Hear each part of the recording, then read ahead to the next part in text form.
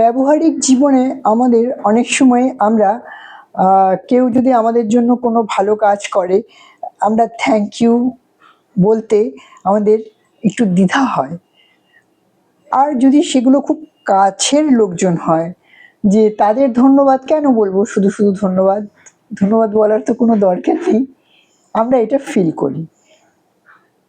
কিন্তু জানেন তো, প্রত্যেকটা মানুষই, যখন সেটা আপনার ঘরেরই লোক হোক আর বাইরেরই লোক হোক, পরিচিতই হোক বা অপরিচিতই হোক, স্বল্প পরিচিতই হোক, যদি কেউ এক গ্লাস জল আপনার হাতে দেয়, অবশ্যই বলবেন থ্যাংক ইউ বা ধন্যবাদ, যেটাতে আপনি সাবলীল। এতে বা খুব ভালো লাগলো তুমি জলটা দিলে, আমার খুব জল পিপাসা পেয়েছিল, আমার খুব ভালো লাগলো।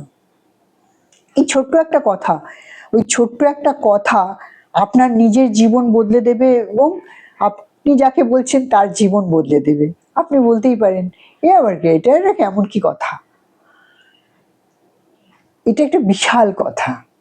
আমাদের আগেকার দিনে যেমন আমাদের ঠাকুমা দিদিমারা কেউ যখন বাড়িতে এলে অতিথি, বলতো আগেই একটু এক গ্লাস জল দিবি, হ্যাঁ, একটু মিষ্টি দেওয়া, এগুলো যে রেওয়াজগুলো ছিল আমরা জানি সকলে।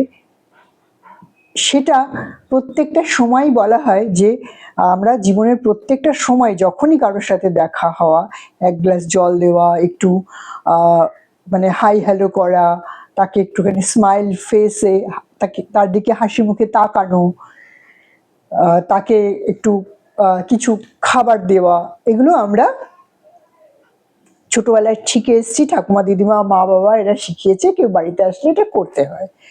এবার প্রশ্ন হতে পারে যে আমি অফিসে যাচ্ছি, সেখানে যদি আমার সাথে কারোর দেখা হয়, তাকে আমি এক গ্লাস জল কি করে দেব, তাকে আমি মানে শরবত কি করে দেব, তাকে আমি কি করে একটা প্লেটে কিছু সাজিয়ে দেবো, এটা তো সম্ভব না।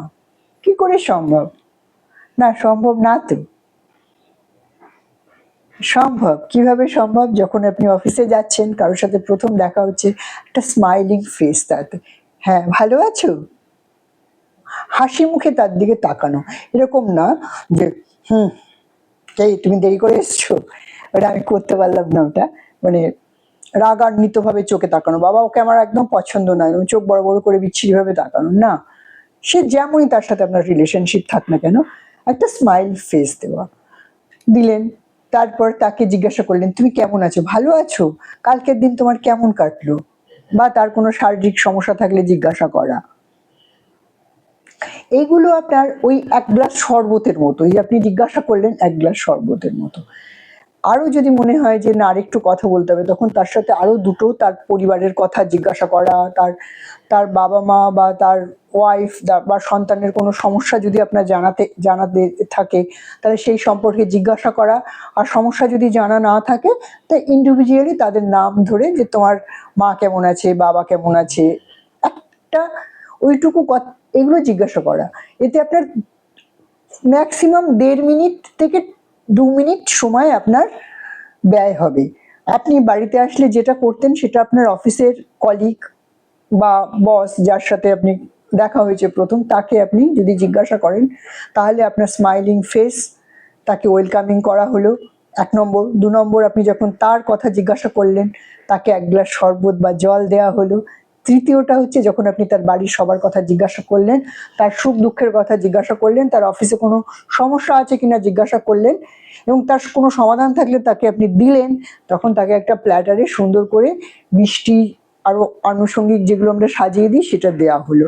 তাহলে আমরা তো সবসময় মুখ দিয়ে খাই তা না, আমাদের কিন্তু এই পঞ্চ ইন্দ্রিয় দিয়েই আমরা খাই, চক্ষু কর্ণ নাসিকা ত্বক, প্রত্যেকটা জিনিস দিয়ে। ত্বক দিয়ে আমরা খাই, মুখ দিয়ে তো খাই, চোখ দিয়ে যখন দেখি খাই, কান দিয়ে যখন শুনি সেটাও একটা খাওয়াই হলো। এই যে আমার ভালো লাগলো মানুষটির, আপনি কিন্তু তাকে খাওয়ালেনই। তো সবসময় যে আপনাকে ময়রার দোকানে ছুটতে হবে মিষ্টি আনতে, শরবতের দোকানে ছুটতে হবে শরবত আনতে, বা ঘরে লেবু চটকে শরবত বানাতে হবে, তা নয়। আপনি এইভাবেও ব্যক্তিগত জীবনে যখন যার সাথে দেখা হবে, এইটুকু আমরা করতেই পারি। এইটুকু করার জন্য আমাদের কোনো মূল্য লাগে না, আমাদের কোনো সময়। আপনি বলতেই পারেন আমার খুব দেরি হয়ে গেছে, 1টা মিনিট দেরি আপনার নিজের জীবন, আপনি দেখবেন একটা, তার যে মানুষটিকে আপনি এত খোঁজ নিলেন, তার ভেতর থেকে যে ঊর্জাটা বেরোলো, গুড এনার্জি, গুড ভাইব সেটা আপনি পেলেন এবং আপনার গুড এনার্জিটা তাকে দিলেন, এক্সচেঞ্জ করলেন, আপনার ভালো লাগাটা এক্সচেঞ্জ করলেন তার সাথে, তার ভালো লাগাটা, তার যে ভালো লাগলো সেটাও আপনাকে দিল। আপনি যেগুলো আপনি পরিবেশন করেছিলেন তার বিনিময়ে সেও এক প্যাকেট সন্দেশ আপনাকে দিল, সন্দেশটা হচ্ছে আপনার ভালো লাগা। এইভাবেও আমরা আমাদের রেগুলার লাইফে চলতে পারি। তাতে কি হবে যে বাড়িতে আসলে যেগুলো তো করবি, রেগুলার লাইফে অন্য অন্য জায়গাকার কথা বলছি, এতে কি হয় আমাদের মস্তিষ্কটা খুব ঠান্ডা থাকে, সুন্দর থাকে, সুস্থ থাকে এবং এই যে আদান এবং প্রদান, তাতে আমাদের কিছু কিছু সময় কি হয় নিজেরও মনটা খুব ভারী হয়েছিল, হয়তো রাস্তা দিয়ে এসেছি, বাড়ির কোনো একটা সমস্যা, তাকে আমার নিজের সমস্যাটাকে ওভারকাম করে তাকে যখন জিজ্ঞাসা করছি, তার সাথে কথা বলার পর নিজেকে দেখবেন কি একটা হালকা লাগছে। হ্যাঁ, হালকাই লাগবে। একটা অদ্ভুত, আপনি যেমন দেবেন লোককে আপনি তাদের থেকে তেমনই পাবেন। আপনি যেহেতু ভালো ভাইব্রেশন দিচ্ছেন, সে আপনাকে ভালো ভাইব্রেশনই দেবে, মন তো দিতেই পারবে না। তার সাথে আপনার যতই খারাপই থাকুক, আপনি যখন স্মাইলিং ফেসে তার দিকে তাকাবেন, সে দেখবেন কোনো কারণে হয়তো আপনার এরকম হতে পারে, অনেক লোক খুব ঢেইট মুখ ঘুরিয়ে নিল, পরের দিন আবার তাকাবে, আপনি হাসলেন।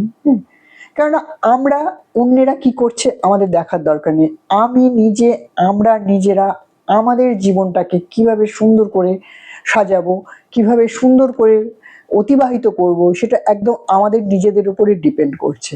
আমরা কখনোই এই অজুহাত দেবো না, ওর দিকে তাকিয়েছিলাম, ও আমার দিকে মুখ ঘুরিয়ে নিয়েছে, বেশ করেছে, আজকে নিয়েছে, কালকে আর মুখ ঘুরাবে না।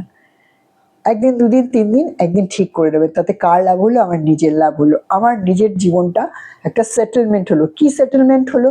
আমি মানসিকভাবে সারাদিন কাজ করার জন্য, ওই যে তার সাথে কোনো রকম আমার বিরোধিতা হওয়াতে সে মুখ ঘুরিয়ে নিত প্রত্যেক দিন, আমি যখন অফিসে ঢুকছি দেখছি, তাতে কি হয় আমার সারাদিন একটা মাথার এখানে টু টু টু টু টু টু টু টু করে নড়তে থাকতো যে বাবা ওর সাথে দেখা হলো, আমাকে এরকম একটা ভাবভঙ্গি দিল, ভালো লাগলো না। তো বিনিময় প্রথায় আমি তোমাকে ভালো দেব আর তুমি বাধ্য আমাকে ভালো দিতে, কেন অটোমেটিকলি তোমার থেকে আমার ভালো আসবে। এইভাবেই লেনদেনের মাধ্যমে আমাদের জীবনটাকে আমরা একটা অনেকগুলো পন্থার মধ্যে এটাও একটা পন্থা, এটা এত একটা ছোট্ট সাধারণ পন্থা যেটা করতে আপনার, আমার বা অন্য কারোর কোনো অসুবিধে নেই, এটুকু আমরা করতেই পারি নিজের জন্য। ওই যে আবারও বলবো যে আপন ভালো ভূতেও বোঝে, আর আমাদের তো শরীর আছে, তা আমাদের তো নিজের ভালো নিজেরা বুঝবোই। ভালো থাকবেন, আবার অন্য একটা ভিডিওতে আসবো। মূল্যবান কমেন্ট লিখবেন, ভালো লাগলে লাইক করবেন, শেয়ার করবেন। আজকে এখানেই শেষ করছি।